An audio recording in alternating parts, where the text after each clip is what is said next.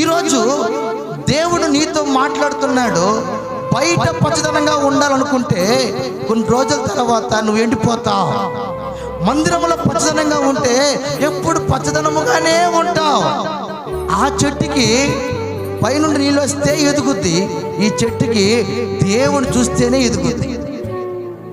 ఓకేనా? ఆ చెట్టుకి వర్షం పడితేనే ఎదుగుద్ది, భూమి నిలిస్తేనే ఎదుగుద్ది.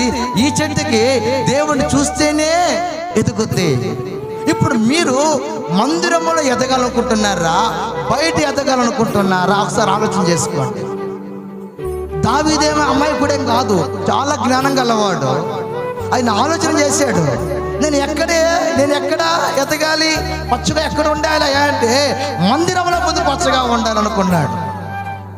బయట కాదు నానా, ఎక్కడ కాదు, బయట కాదు. బయట పచ్చగా ఉండి మంచిగా కనపడి ఆ లోపల ఇంటికి వచ్చి ఏడ్చేది కాదు.